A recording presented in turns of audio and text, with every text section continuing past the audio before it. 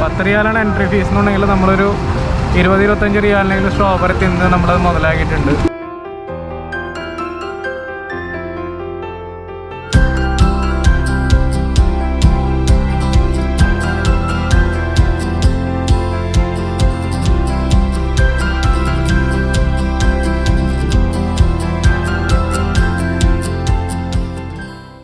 Hi friends, welcome back to your channel. എല്ലാവരും സേഫായിട്ടൊക്കെ ഇരിക്കുന്നല്ലോ അല്ലേ?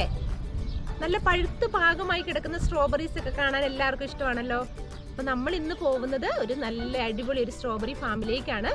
അവരുടെ ആ ഒരു കൃഷി രീതി എന്നൊക്കെ പറയുന്നത് തന്നെ വളരെ വ്യത്യസ്തമായിട്ടുള്ള ഒരു രീതിയിലാണ് അവരത് ചെയ്തു വെച്ചിരിക്കുന്നത്. നമുക്ക് ഒരുമിച്ച് അങ്ങോട്ട് പോകാം അവിടുത്തെ കാഴ്ചകളൊക്കെ കാണാനായിട്ട്.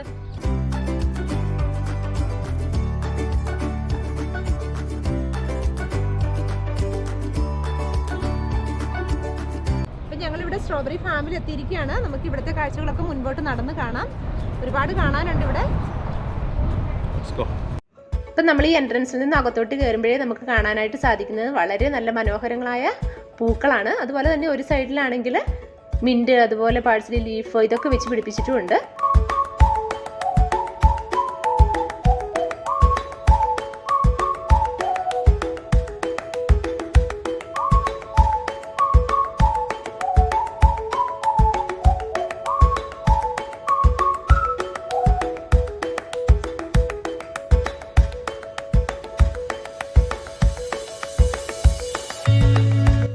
പിന്നെ നമുക്കിവിടെ കാണാൻ പറ്റുന്നത് കണ്ടോ, പപ്പായ തൈകളാണ്. എനിക്ക് തോന്നുന്നു ഒരു സീസൺ ടൈം ആകുമ്പോഴത്തേക്കും ഇതും കൂടി ഇതുപോലെ കൃഷി ചെയ്യാനുള്ള പ്ലാനിങ്ങിലായിരിക്കും.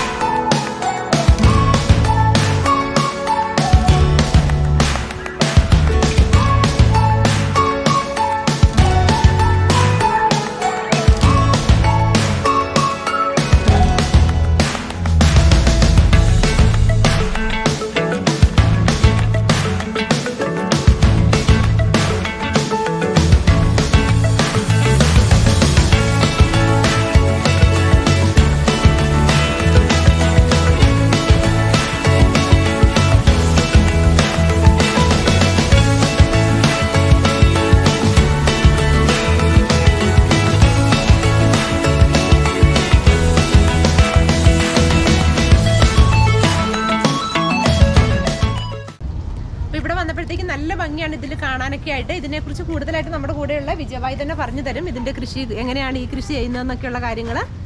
ഓക്കെ, നമ്മളിപ്പോൾ അൽക്കർജിനടുത്തുള്ള ഈ ഒരു സ്ട്രോബെറി ഫാമിലാണ് നിൽക്കുന്നത്. ഇവിടെ വരുന്നതിനായിട്ട് മുമ്പ് നമുക്കൊരു ഡൗട്ട് ഉണ്ടായിരുന്നു, ഈ സമയത്ത് വന്നാൽ ഇവിടെ സ്ട്രോബെറി കാണാൻ പറ്റുമോ എന്നുള്ളത്. കാരണം ഇതൊരു ഓഫ് ടൈം ആണല്ലോ.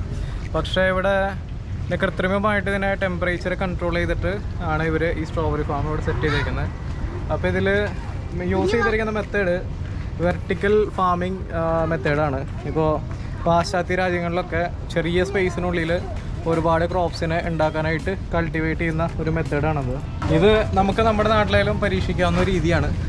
ഒരു 4 ഇഞ്ച് അല്ലെങ്കിൽ 6 ഇഞ്ചിൻ്റെ ഡയമീറ്ററുള്ള PVC പൈപ്പ് എടുത്തിട്ട് അതിനകത്ത് നമ്മൾ വെർട്ടിക്കലായിട്ട് സ്ലോട്ട്സ് കൊടുക്കുകയാണ്. ആ പൈപ്പിനകത്ത് കംപ്ലീറ്റ് ആയിട്ട് നമ്മൾ കോക്കോ പിറ്റ്, പിന്നെ ചാണകം, അതുപോലെയുള്ള നാച്ചുറലായിട്ടുള്ള വളങ്ങൾ കാര്യങ്ങളൊക്കെ മിക്സ് ചെയ്തിട്ട് ആ മിശ്രിതം ഇതിനുള്ളിൽ ഫില്ല് ചെയ്യുകയാണ്. അത് ഫില്ല് ചെയ്തിട്ട് ഇതിനെ കണ്ടിന്യൂസ് ആയിട്ട് ഇറിഗേഷന് വേണ്ടിയിട്ട് ഇതിൻ്റെ മേലെ കൂടെ ഡ്രിപ്പ് ഇറിഗേഷൻ പ്രോസസ്സാണ് ചെയ്തുകൊണ്ടിരിക്കുന്നത്. ഈ ഓരോ പില്ലറിനെയും പരസ്പരം ബന്ധിപ്പിച്ചിരിക്കുന്നത് ഇങ്ങനെ ഒരു സ്റ്റീൽ റോപ്പ് വഴിയാണ്. അപ്പോൾ ആ സ്ട്രെങ്ത്തിലാണ് ഇതെല്ലാം ഇങ്ങനെ ഒരു ലൈനിൽ നിൽക്കുന്നത്. അപ്പോൾ കണ്ടിന്യൂസ് ആയിട്ട് ഇങ്ങനെ ഇതിന് ഈ വളം കൊടുക്കുന്നതിൻ്റെ ഭാഗമായിട്ട് ഇത് ഈ സ്ലോട്ട്സിൽ ഇങ്ങനെ ഓരോരോ ചെടി വെച്ച് പിടിപ്പിച്ചേക്കാണ്. അപ്പോൾ ഇതിനെ നിങ്ങൾക്ക് ഇപ്പുറത്ത് നോക്കിയാൽ കാണാം, ഇതിന് എയർ കണ്ടീഷൻ വഴി ചില്ലർ ടെക്നോളജി യൂസ് ചെയ്തിട്ട് ഇതിൻ്റെ ഉള്ളിലുള്ള ഏരിയയിൽ കംപ്ലീറ്റ് ടെമ്പറേച്ചർ അവരൊരു 20-21 ഡിഗ്രിയിൽ സെറ്റ് ചെയ്ത് നിർത്തിയേക്കാണ്. അപ്പോൾ അതിൻ്റെ ഭാഗമായിട്ടാണ് ഇവർക്ക് എല്ലാ കാലത്തും സ്ട്രോബെറി ഇതിനകത്ത് കൃഷി ചെയ്യാനായിട്ട് സാധിക്കുന്നുണ്ട്. അപ്പോൾ നമ്മുടെ നാട്ടിലായാലും യൂസ് ചെയ്യാവുന്ന ഒരു മെത്തേഡാണ്. ഇപ്പോൾ സ്ട്രോബെറി എന്ന് മാത്രമല്ല എന്ത് തരം കൃഷിയായാലും വളരെ കുറഞ്ഞ സ്ഥലത്തിൻ്റെ പരിമിതി ഉള്ള ആൾക്കാർക്ക് ഇത്തരം മെത്തേഡ്സ് യൂസ് ചെയ്തിട്ട് നമുക്ക് വീടിനോട് ചേർന്നിട്ടോ ഈവൻ വീടിൻ്റെ അകത്ത് പോലും കൃഷി ചെയ്യാവുന്ന ഒരു നൂതന കൃഷി രീതിയാണ് വെർട്ടിക്കൽ ഫാമിംഗ് മെത്തേഡ്. തണുപ്പ് സമയത്താണല്ലേ സ്ട്രോബെറി സാധാരണ കാണാറുള്ളത്? നവംബർ, ഡിസംബർ, ജാനുവരി ആ സമയത്താണ് ഇത് കിട്ടേണ്ടത്. പക്ഷെ ഇവരെല്ലാ കാലത്തും ഈ ഒരു ടെമ്പറേച്ചറിനെ നിലനിർത്തിയിട്ട് 365 ഡേയ്സും ഇതിൻ്റെ ഫലം പുറപ്പെടുവിക്കുന്ന ഒരു രീതിയാണ് ചെയ്തിരിക്കുന്നത്. ഇവിടേക്കുള്ള എൻട്രി ഫീസ് എന്ന് പറയുന്നത് 10 റിയാലാണ്, പെർ ഹെഡ് 10 റിയാൽ വെച്ച്. പിന്നെ നമുക്ക് ഇവിടുന്ന് സ്ട്രോബെറി വേണമെന്നുണ്ടെങ്കിൽ ഇതുപോലെ ഫ്രഷ് സ്ട്രോബെറി നമുക്ക് പറിച്ചെടുക്കാം. അത് ഈ ഒരു ബോക്സിന് 20 റിയാലാണ്. അപ്പം നമ്മൾ അതൊക്കെ കയറുമ്പോഴേ നമ്മൾ പൈസയൊക്കെ കൊടുത്തിട്ടാണ് കയറി വരുന്നത്. അപ്പം നമുക്ക് അവർ ഈ ബോക്സും ഇതെല്ലാം തന്നിട്ടുണ്ട്, നമുക്ക് ആവശ്യത്തിന് പറിച്ചെടുക്കുകയും ചെയ്യാം.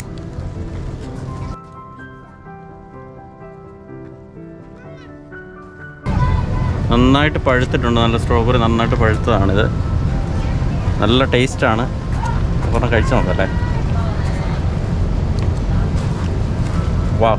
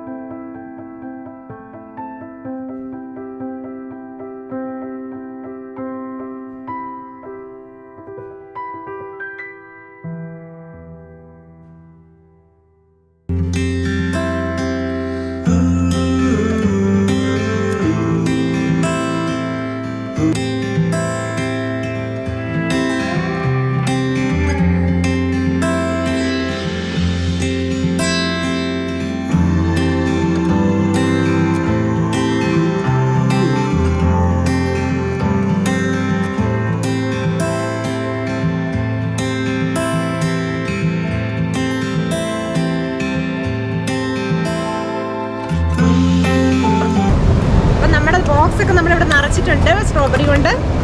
അപ്പോൾ ഇവിടെ എല്ലാം കണ്ടു കഴിഞ്ഞു.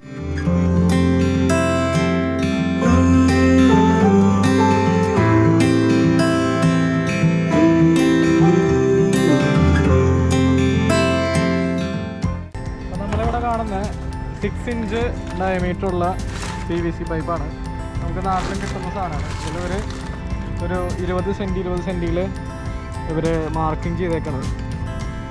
അങ്ങനെ മാർക്ക് ചെയ്തിട്ട് അവയിൽ ഏകദേശം ഒരു 8-9 സെൻറ്റിയോളം ഡയമീറ്റർ വരുന്ന ഹോൾസ് ഇതുപോലെ കട്ട് ചെയ്തെടുക്കുകയാണ്. അങ്ങനെ കട്ട് ചെയ്തെടുത്ത് കഴിയുമ്പോൾ അവർക്ക് ഈ ഒരു പ്രൊഡക്റ്റാണ്. ഇപ്പോൾ നമ്മുടെ നാട്ടിലായാലും ഈ 5 സെൻറ്റ് 6 സെൻറ്റ് മാത്രം സ്ഥലത്തിൽ വീട് വെച്ചിട്ട് ചെയ്യുന്ന ആൾക്കാർക്ക് ഇത്തരത്തിൽ ഒരു പൈപ്പിൽ ഇതുപോലെ ഓപ്പണിങ്സ് കട്ട് ചെയ്ത് നമുക്ക് വളരെ ചെറിയ ഓപ്പണിങ്സ് കട്ട് ചെയ്ത് അതിനുള്ളിൽ ചകിരിച്ചോറ് പിന്നെ പച്ചിലവളം അങ്ങനെയുള്ള കാര്യങ്ങളൊക്കെ നിറച്ച് ഇതിനകത്ത് തന്നെ ഒരു 25 mm ഒരു PVC പൈപ്പ് ഇട്ട് കൊടുത്തിട്ട് അതിനകത്ത് വെള്ളം ഫില്ല് ചെയ്തിട്ട് നമുക്കിത് ഇറിഗേറ്റ് ചെയ്യാൻ പറ്റും. അപ്പോൾ ഈ PVC പൈപ്പ് വരുന്നത് നമ്മുടെ നാട്ടിൽ 6 മീറ്ററിൻ്റെ ഹൈറ്റിലാണ് വരുന്നത്. നമുക്കതിനെ കട്ട് ചെയ്ത് ഒരു 3 മീറ്റർ വെച്ചുള്ള 2 പീസസ് ആക്കിയാൽ അതിൽ ഒരുപാട് ടൈപ്പ്, ഇപ്പോൾ ചീര, ഇപ്പോൾ ഈ ഒരു പൈപ്പിൽ നിങ്ങൾ നട്ടാൽ തന്നെ ഒരാഴ്ചയിൽ ഒരു 2 തവണ പൊട്ടിക്കാനുള്ള ചീര നമുക്ക് ഏകദേശം ഒരു 4-5 മാസത്തെ ഗ്യാപ്പിൽ നമുക്ക് കിട്ടും. അത്രയധികം ചീര അതിൽ കൃഷി ചെയ്യാൻ പറ്റും. നമ്മൾ 3 മീറ്ററിൽ ഇത്ര സ്പേസിൽ ഇതിട്ട് വളർത്താണെന്നുണ്ടെങ്കിൽ. അപ്പോൾ അതിൻ്റെ ഒരു മെത്തേഡാണ് നമ്മളിപ്പോൾ സ്ട്രോബെറി ഫാമിൽ കണ്ടത്. പക്ഷെ നമ്മുടെ നാടിനെ സംബന്ധിച്ച് അതിൻ്റെ പല തരം വിളകൾ നമുക്ക് ഇത്തരം പൈപ്പ് യൂസ് ചെയ്തിട്ട് കൃഷി ചെയ്യാൻ പറ്റും. നമ്മൾ നേരത്തെ കട്ട് ചെയ്ത പോർഷൻ്റെ മുകളിൽ ഇവർ ഇങ്ങനെ ഒരു ക്യാപ്പിംഗ് വെച്ചേക്കാണ്. ഇത്തരത്തിലുള്ള ക്യാപ്പിംഗ് നമുക്ക് ആമസോണിൽ ഇതിലൊക്കെ അവൈലബിൾ ആണ്. വളരെ ചെറിയൊരു കോസ്റ്റാണ് ഇതിനുള്ളത്. അപ്പോൾ ഇതിൽ എങ്ങനെയാണെന്ന് വെച്ചാൽ നമുക്ക് ഈ ഒരു പോർഷനിൽ വെള്ളം ഒഴിച്ചു കൊടുക്കാൻ പറ്റും.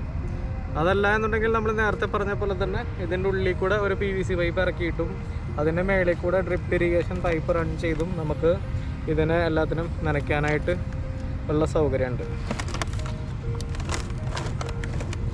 ഇതിപ്പോൾ നമ്മുടെ നാട്ടിലത്തെ കോസ്റ്റ് പറയണമെങ്കിൽ ഒരു 8 രൂപ 9 രൂപ നിരക്കിലൊക്കെ ഇത്തരത്തിലുള്ള ക്യാപ്പ് നമുക്ക് ഓൺലൈനായിട്ട് വരുത്തിക്കാനായിട്ട് പറ്റും. അപ്പം ഗായ്സ് നമ്മളിവിടെ സ്ട്രോബെറി ഫാമിൽ എത്തിയിട്ടുണ്ട്. ഈ സ്ട്രോബെറി ഫാമിൻ്റെ അടുത്ത് ഇവിടെ ഒരു കുളമുണ്ട്. ഈ കുളം അവിടെ ഒരു വാട്ടർഫോളും കൂടി ഉണ്ട്. അപ്പോഴത്തേക്ക് ഇവിടെ ഡക്ക്, സ്വാണ്ട്, അവിടെ 3 ഡക്കുകളുണ്ട്. പിന്നെ അവിടെ ഒരു സ്വാണ്ട്, ഇവിടെ ഒരു സ്വാണ്ട്, ഇതൊരു അണങ്ങി സ്വാണ്ടാണ്. അപ്പം ഗായ്സ് ഞാൻ സ്ട്രോബെറി കൊടുത്ത് കാണിക്കാം.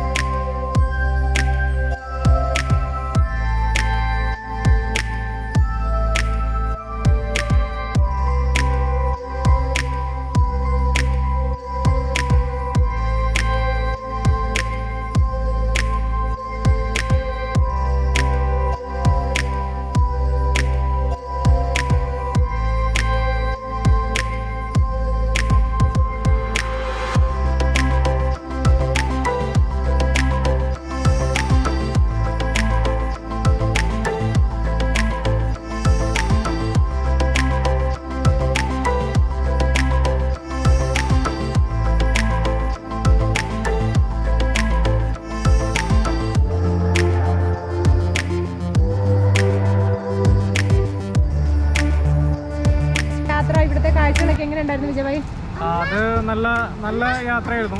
കാരണം നമ്മൾ കുറച്ച് ചൂട്ടത്തുനിന്നാണ് വന്നത്. പക്ഷേ അതിനുള്ളിൽ കയറിയപ്പോൾ AC യും കാര്യങ്ങളൊക്കെ ഉണ്ടായിരുന്നു. അപ്പോൾ നല്ല കംഫർട്ടബിൾ ആയിരുന്നു. 10 റിയാലാണ് എൻട്രി ഫീസ് എന്നുണ്ടെങ്കിൽ നമ്മളൊരു 20-25 റിയാലിനെങ്കിൽ സ്ട്രോബെറി തിന്ന് നമ്മളത് മുതലാക്കിയിട്ടുണ്ട്. അപ്പോൾ നമ്മൾ മലയാളികളാണല്ലോ, നമ്മൾ നമ്മുടെ കാര്യം ചെയ്യുക. അപ്പോൾ മൊത്തത്തിൽ ഒരു വീക്കെൻഡ് ജസ്റ്റ് സന്ദർശിക്കാൻ പറ്റിയ നല്ലൊരു പ്ലേസാണ്. തീർച്ചയായിട്ടും ഫാമിലീസിനൊക്കെ ഈ സമയത്ത് ജസ്റ്റ് ഒരു 1 ടൈം വിസിറ്റ്.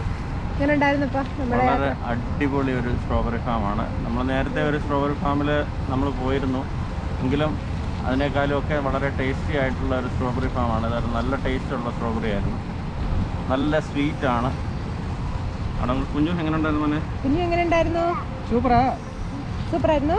സുജിച്ചി എങ്ങനെ ഉണ്ടായിരുന്നു നമ്മുടെ യാത്ര? അടിപൊളി ഒരു സ്ട്രോബെറി ഫാമായിരുന്നു. നല്ല പഴുത്ത് നല്ല മധുരമുള്ള സ്ട്രോബെറി ആയിരുന്നു. ഞങ്ങളെല്ലാം എൻജോയ് ചെയ്തു. നല്ലൊരു 1 ഡേ ടൂറിനുള്ള കാര്യങ്ങളുണ്ട്, നന്നായിട്ട് കാണാനുണ്ട്. ഈ ഫാമിൽ എല്ലാം നന്നായിട്ടിരിക്കുന്നു. നല്ലതാണ്. ഒരു ചുമല കളറ്, സ്ട്രോബെറിയുടെ ഒരു കളർ അതിനകത്ത് നന്നായിട്ട് ഫീൽ ചെയ്യുന്നു. നമുക്ക് കണ്ണിന് നല്ലൊരു കുളിർമ കിട്ടുന്ന ഒരു കാഴ്ചയല്ലേ. ഇതാണ് നമ്മൾ വീട്ടിൽ നിന്ന് നമുക്കൊരു അരമണിക്കൂറിലധികം ഡ്രൈവ് ചെയ്ത് വരാനുണ്ടായിരുന്നു ഇവിടേക്ക്. പക്ഷെ എന്നാലും നമുക്ക് ഈ യാത്ര നഷ്ടമായില്ല അല്ലേ? നല്ലൊരു കാഴ്ച തന്നെയായിരുന്നു അല്ലേ ഇവിടുത്തേത്? യാത്ര നഷ്ടമായിട്ടില്ല. അപ്പോൾ ആ ഒരു സ്ട്രോബെറി ഫാം എന്ന് പറഞ്ഞാൽ സ്ട്രോബെറി മാത്രമല്ല ഇവിടെ ഉള്ളത്, ഒരുപാട് ഫ്ലവേഴ്സ്, അതുപോലെ തന്നെ പാഴ്സ്ലി ലീഫ്, മിന്റ്, അങ്ങനെ ഒരുപാട് കാഴ്ചകളുണ്ട് ഇവിടെ കാണാനായിട്ട്. അപ്പോൾ റിയാദിലുള്ളവരൊക്കെ വന്ന് പോവുക, എൻജോയ്.